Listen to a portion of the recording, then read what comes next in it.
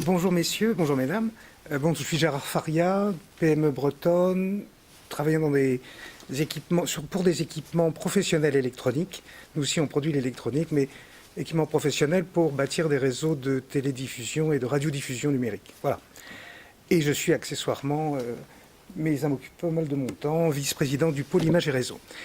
Et c'est plutôt un témoignage parce que équipement professionnel, télévision numérique, on a très peu de choses à vendre au marché public. Voilà. Cela dit, dans une vie antérieure, dans une PME, j'ai essayé d'accéder au marché public et la complexité administrative fait que je n'ai pas insisté très très longtemps pour essayer d'y avoir accès. Et ce que je voudrais dire ici, c'est plutôt un témoignage relatif à ce qu'on a fait dans Images et Réseaux. Dans Images et Réseaux, quand on a démarré, il y avait une idée extrêmement généreuse. Faciliter le frottement entre PME, académiques et grands groupes. Et les faire travailler de manière collaborative, à faire de l'innovation et de la recherche. On a monté tout un chose, etc. Et puis les premiers projets de recherche collaborative ont été labellisés. Et c'est poser le problème de les lancer, ces projets-là, et donc de mettre en place les financements, puisque c'était un partenariat public-privé, on peut dire. Il y avait une partie du financement des industriels, des acteurs, et puis une partie qui devait venir de l'administration. Et alors là, c'était extraordinaire, parce qu'au niveau du FUI, un des guichets de financement, les portes étaient grandes ouvertes pour les grands groupes, partenaires grands groupes, mais pas pour les académiques ni pour les PME. Quant aux académiques, on les renvoyait vers l'Agence nationale de la recherche, puisque c'était leur vocation. Et puis en fait, on renvoyait les PME auprès de l'OSEO. Bien.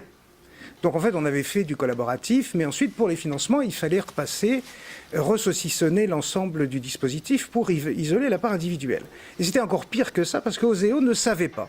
Ce que je veux simplement dire, c'est qu'il y avait une idée généreuse. La recherche collaborative, entre différents acteurs. Mais le dispositif administratif n'était pas en place en face. Et donc, il y a eu un retard à l'allumage pour les premiers projets du pôle Images et Réseaux. Mais pour tous les pôles, ça a été le même cas, parce qu'on était face à des fonctionnaires, des gens qui avaient compris l'objectif, qui avaient envie d'y participer, mais qui n'avaient pas l'outillage administratif pour ce faire. Et quand je vous entends discuter de la complexité contractuelle des marchés publics, de leur dimensionnement, en plus de la sanction qui menace les acheteurs, si jamais ils font une boulette, je pense qu'il y a une réflexion de fond pour concrétiser l'idée et la volonté qui est louable sur comment faciliter, mais pour les deux parties.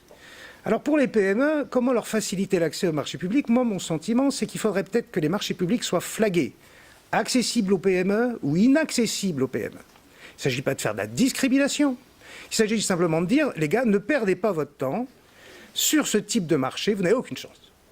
Et que les gens qui rédigent, quelque chose de ce style, une espèce de flag ouvert aux PME, etc.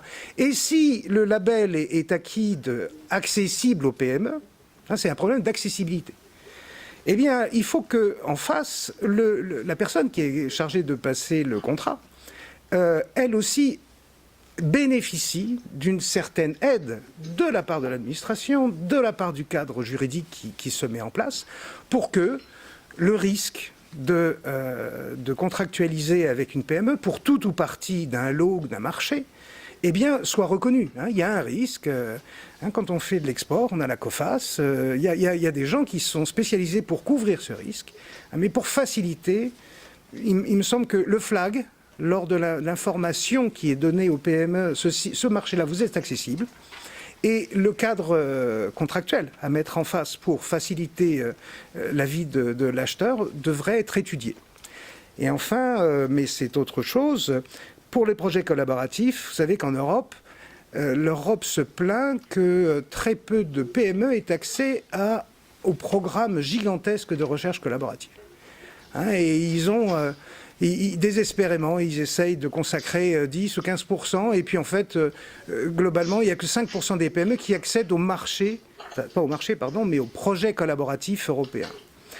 Et je connais une initiative qui est en particulier en partie française, qui est la discrimination positive. Il y a eu un programme particulier qui s'appelle Eurostar, qui n'est pas réservé que aux PME, bien sûr, mais qui exige que 50% du budget du projet collaboratif échoit à une PME, et qu'en particulier, donc, le chef d'orchestre du projet collaboratif soit une PME.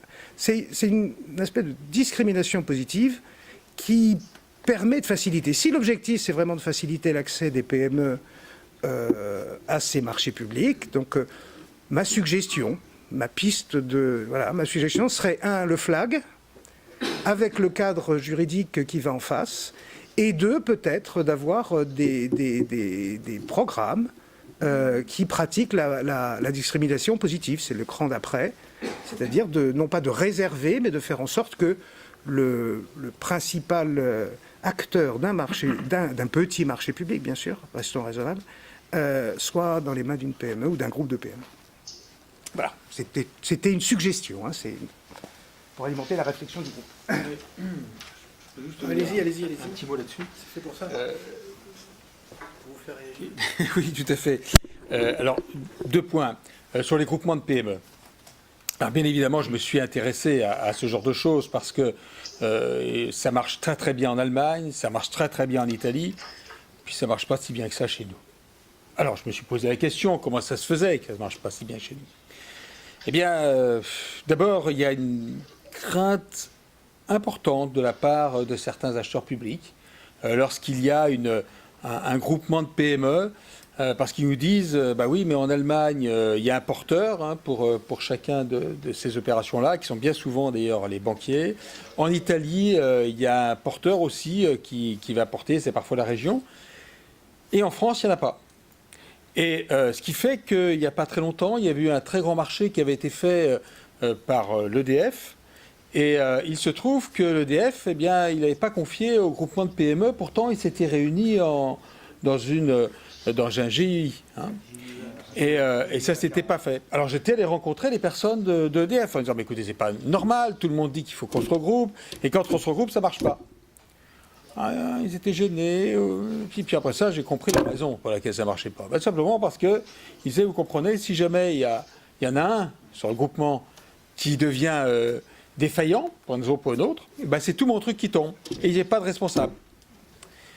Et donc là, je suis en train, justement, à la médiation des marchés publics, de voir comment on pourrait trouver une solution pour justement avoir cette possibilité de rassurer. Parce qu'en effet, il est logique que lorsqu'il y a un marché important, eh bien une PME puisse se réunir avec une autre PME pour justement mettre en avant chacun leurs compétences. Eh bien aujourd'hui, c'est vrai que ça ne marche pas si bien que ça.